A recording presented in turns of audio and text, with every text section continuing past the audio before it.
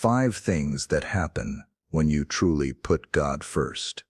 There's a simple truth most people never say plainly. When you truly put God first in your life, not in theory, not in words, but in how you actually live, everything begins to change in ways you never expected. Not because you tried harder, not because you became more disciplined, but because the order of your heart shifted. And in that surrender, God begins to move. Over the years, I've sat with many people, good people who come to me with tired eyes and heavy questions. They'll say they believe in God, they pray, they go to church, but inside they still feel lost. They don't feel peace. Something's unsettled, and more than once I've heard them whisper, "Why doesn't my Christian life look like what I hoped it would?" And I rarely answer that question right away. Instead, I gently ask, in everything you're doing right now, is there anything truly where God is first, not just in theory, but in how you choose, how you think, how you spend your time, what you protect, and what you fear losing the most? Usually, the answer comes through silence, because the truth is, many believers walk with God in the background of their lives. He's present, yes, but not central. He's invited into the house, but asked to stay in the guest room. He becomes a comforting idea, not the driving reality. And the hard part is, when God isn't first, the fullness of what He wants to do in us often gets blocked, not because He is weak, but because we've placed Him in a position He never agreed to take. Second, third, or somewhere in the mix. Now, I'm not saying this to make you feel guilty. I say it to invite you to sit with me for a moment and reflect on something vital. What really happens when someone begins to place God first? Not once, not in one area, but truly across the whole of life. If you felt stuck in your faith, spinning your wheels and not knowing why you still feel empty, maybe what you need isn't another activity or spiritual tip. Maybe what you need is a shift in position, putting God where He belongs. And when that happens, you won't be the same. So let me tell you what actually begins to change when God is no longer part of your life, but becomes the center of it. Part 1. Your priorities begin to shift. Putting God first doesn't usually come with fireworks.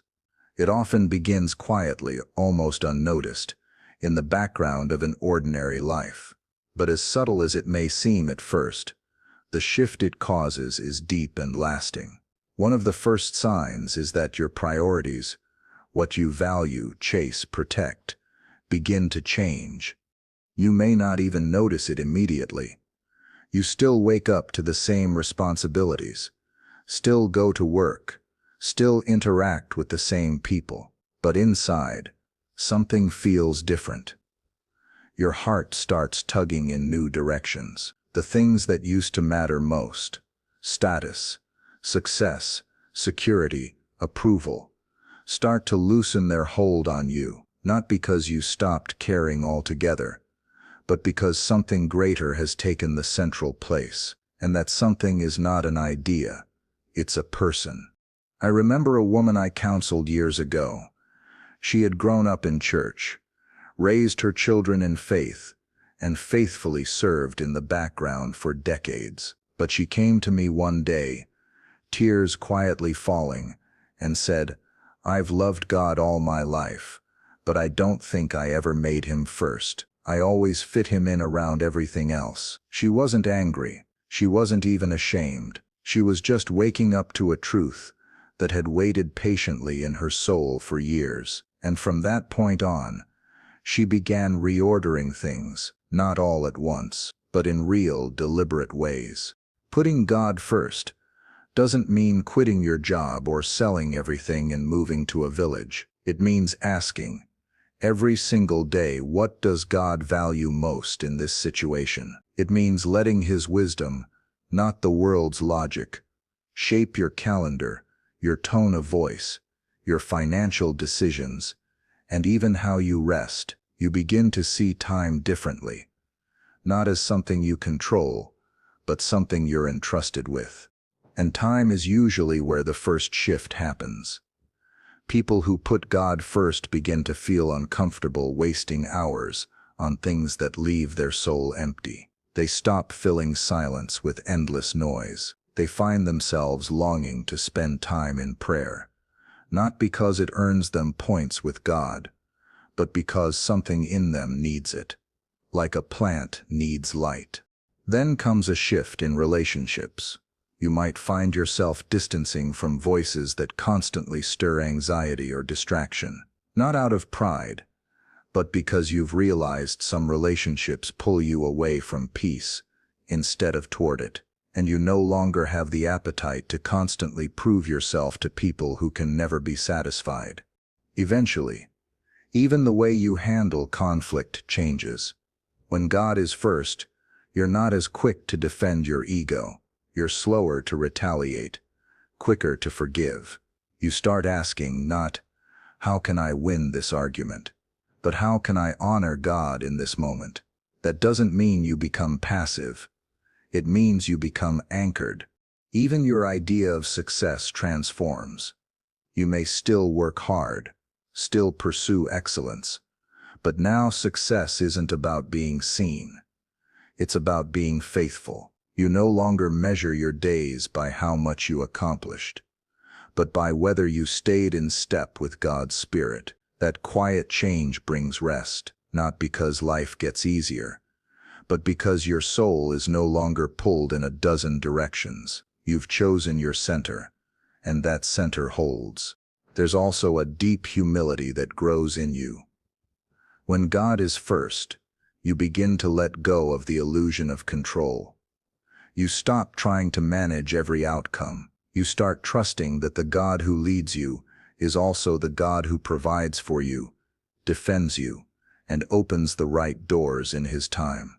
None of this means the rest of your life disappears. You'll still pay bills, still face hard decisions, still deal with disappointment. But now, you're not making those decisions from fear. You're making them from faith. Because when your life is built around God, not just flavored with Him, you stop asking, what do I want to do? And start asking, what is God already doing? And how do I join Him in it? And when you start living that way, when your default question in life is God, what would honor you most? You'll find a strange thing happens. You begin to gain clarity. Decisions feel less frantic. You don't rush as much. You wait better. You listen more. You breathe deeper. Not because you've mastered life, but because the Master now leads it. That's the first thing that happens when God truly becomes first. The compass of your life shifts, and little by little, the rest of your life follows that new direction. Part 2. You begin to desire what God desires. At first, your desires don't suddenly vanish or turn holy overnight. You still want what you've always wanted: comfort, success, security, love, approval. These longings are familiar, deeply human, and truthfully, some of them are not wrong. But as God takes first place in your life, something in you begins to shift. You don't force it. It's not about guilt or fear. It's quieter than that. It's like waking up one day and realizing the taste of your old habits doesn't satisfy anymore. You might catch yourself pausing before a purchase you would have made without thinking. You might turn off a show that used to entertain you, but now stirs something unsettled in your spirit. You begin to notice how much noise you used to tolerate, and how hungry you've become for stillness. These aren't grand gestures. They're small, sacred turns of the heart, and they matter. One woman once told me, I used to pray for a husband, a house, and a better job.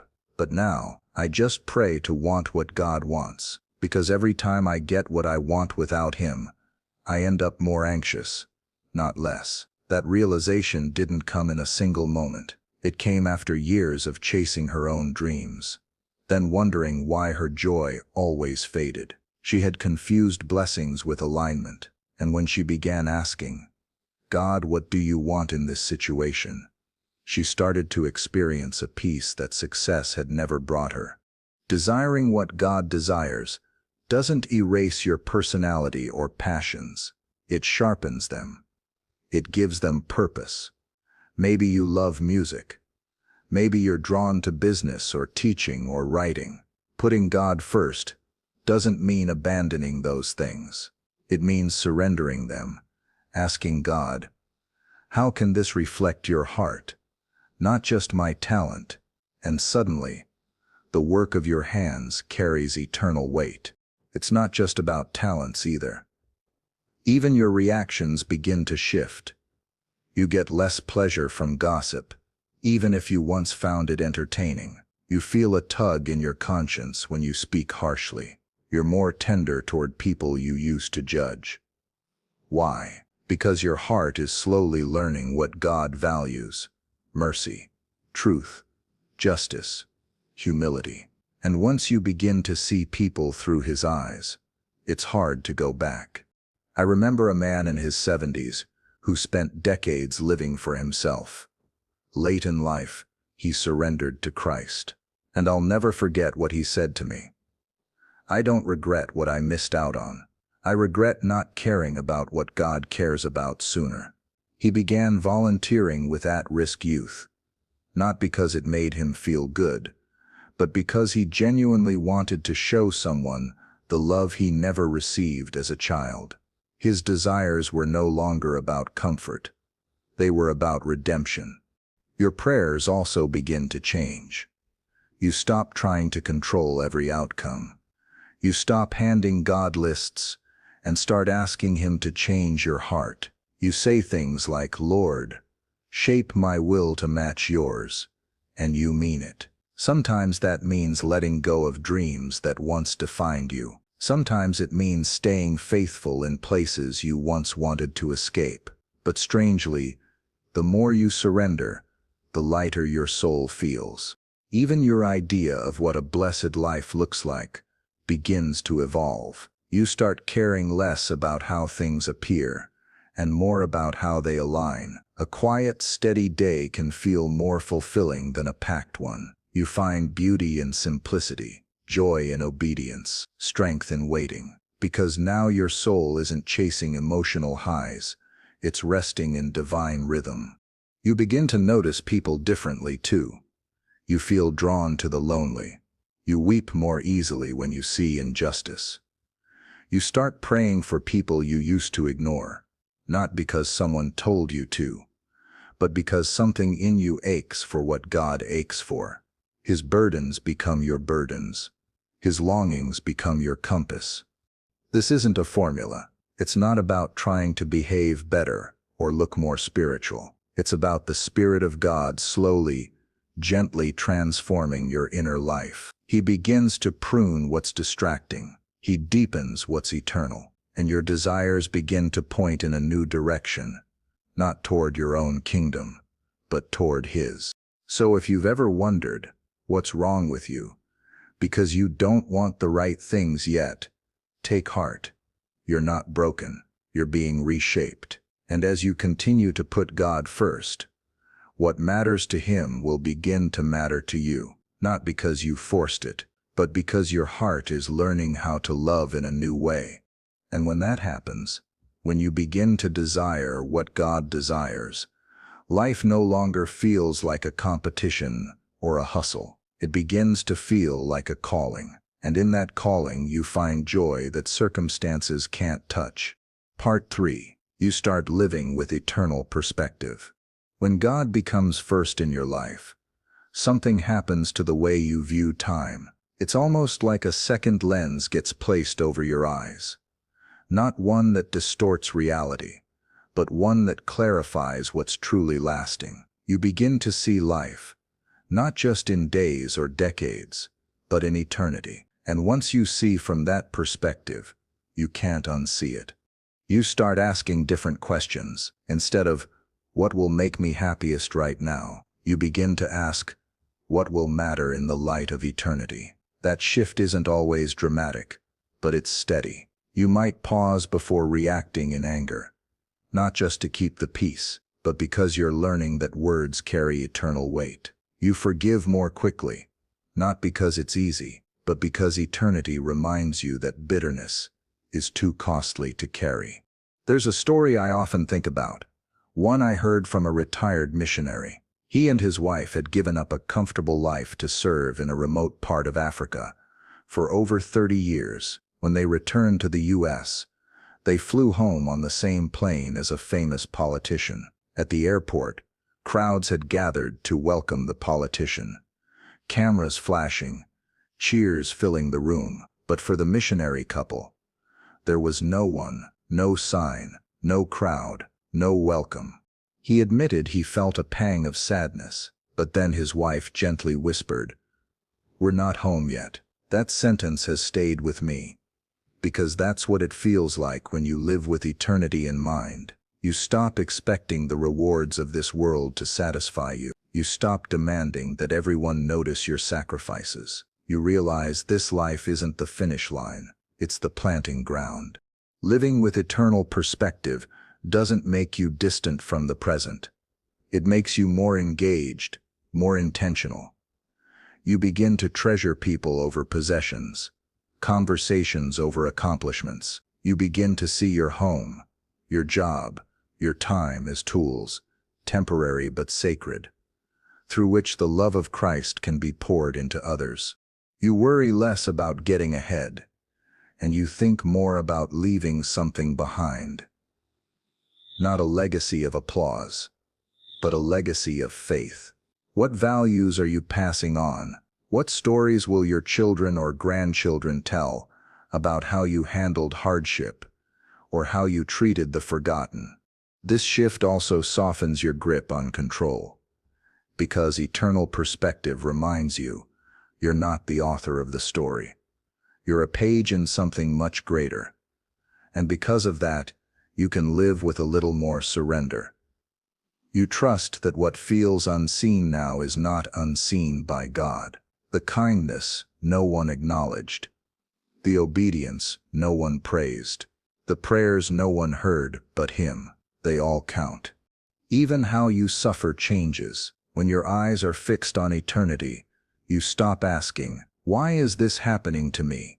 and start asking, "How is God shaping me through this?" You begin to see pain not as punishment, but as preparation. Trials become teachers, and heaven starts to feel less like a distant hope, and more like the ultimate home you're walking toward.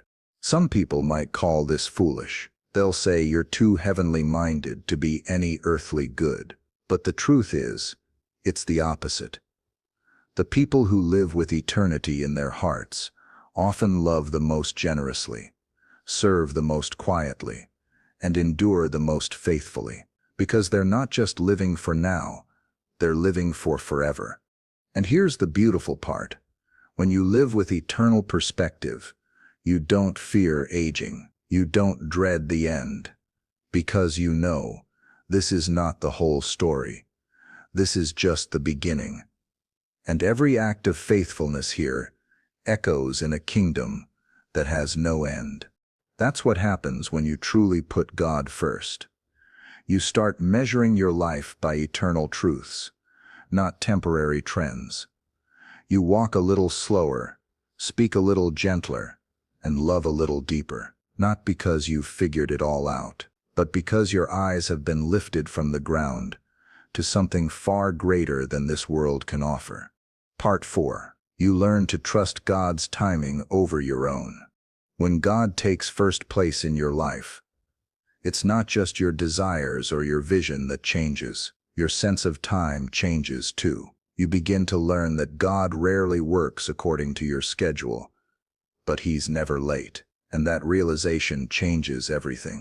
At first it can feel frustrating. You pray for healing, but it doesn't come right away. You ask for a breakthrough, but the door stays shut. You're doing your best to stay faithful, yet nothing seems to move. In those moments, it's tempting to think God is distant or uninterested. But as your faith deepens, you start to recognize something else.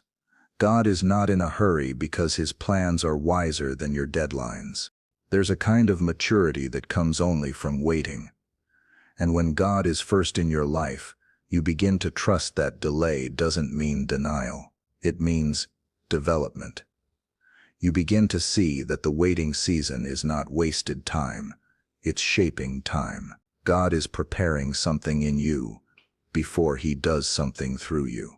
I've sat with many people over the years, faithful men and women who were once bitter about how long it took for something to happen. But years later, they would look back and say, if God had given me what I asked for when I wanted it, I wouldn't have been ready. There's humility in those words, and gratitude too, because they learned that God's timing wasn't cruel, it was perfect. You also begin to notice that the things you once rushed toward no longer hold the same urgency. You stop comparing your timeline to someone else's. You stop asking, why not me? And start praying, Lord, make me ready. You realize that God's blessings come with God's pace, and when you rush ahead of him, even a good thing can become a burden.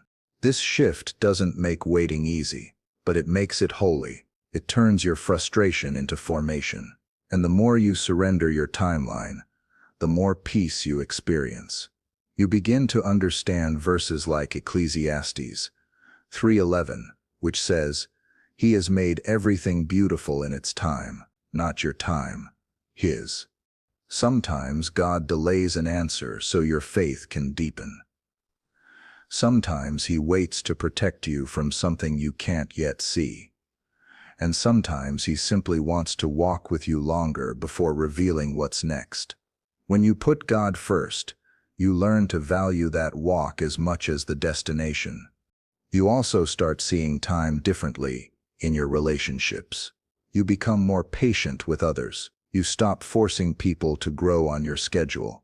You give them space to struggle, to repent, to heal. Why? Because you've experienced that grace yourself. You know what it's like for God to take his time with you, so you stop demanding instant results from others. This kind of trust doesn't happen overnight. It's forged in silence, in seasons where nothing seems to move. But if you've ever walked through a long night with God, if you've waited and prayed and stayed faithful when no one else saw, you know how deeply that trust takes root. It's not loud. It doesn't always look strong, but it endures because it's anchored in a God who never forgets you. And here's the quiet miracle. When you trust God's timing, you're no longer a slave to urgency. You don't live in panic or pressure. You live in peace. You begin to believe that even when life seems slow or stuck, God is working behind the scenes. He's not just preparing the answer, he's preparing you. So if you're in a season of waiting, don't rush to escape it. Sit with it, talk to God in it, ask him what he's shaping in you, not just what he's withholding from you. Because putting God first means trusting his wisdom, even when you don't understand his calendar. And in the end, you'll look back and realize the delay wasn't punishment. It was protection. It wasn't rejection. It was preparation. And it wasn't silence. It was love, speaking in a slower, deeper language than you expected, but exactly the one your soul needed. Part 5. You become a channel of God's peace to others. One of the most surprising things that happens when God becomes first in your life is this: people around you begin to feel it. Even if they don't understand it, they may not know what changed. They may not know when it started. But they sense it. You carry something different, a kind of peace that doesn't match your circumstances. A presence that's not centered on yourself. A way of responding that calms instead of reacts. It's not because you've figured everything out. It's because God has taken his rightful place in your soul. And when he does, he brings peace with him. This peace doesn't mean you stop feeling pain or pressure. It doesn't mean you never cry or get angry. But there's a steadiness now, a spiritual rootedness. When others panic, you pause. When others judge, you pray. When others withdraw, you reach out, and people start to come to you. Not because you have all the answers, but because being near you feels safe, not emotionally safe. Though that's part of it, spiritually safe. Like something about your presence reminds them that God is near. This kind of peace is not your doing. It's not a personality trait. It's not a temperament you inherited. It's fruit. The fruit of the Spirit, as Galatians 5 says, love, joy, peace, patience, kindness. You're not forcing it. You're not pretending. You're simply staying connected to the one who is peace. And that connection starts spilling out in your relationships. You notice it when someone wrongs you, and you don't immediately retaliate. You feel it when a family member is venting, and you resist the urge to fix them. Instead, you listen. You sense it when someone else's anxiety rises, and instead of absorbing it, you ground yourself in prayer. These moments used to overwhelm you, but now you handle them differently. Not perfectly, but prayerfully. I remember visiting an older couple in their 80s, faithful believers, quiet people, not the kind to make a show of their faith. But their home carried peace. You could feel it when you walked in. No loud declarations, no signs on every wall, just gentleness, calm, and a quiet sense that they had walked with God for many years. They didn't talk about peace, they carried it. That's what happens when God becomes first. Peace stops being something you chase and becomes something you give. And the amazing thing is, you start bringing that peace into places where it's in short supply. A chaotic workplace, a tense family gathering, a hurting church. You don't come in with answers or sermons. You come in with presence. You bring a sense of God's nearness. Not because you're perfect, but because He's present in you. Even your words change. You speak less to impress and more to bless. You listen more than you lecture.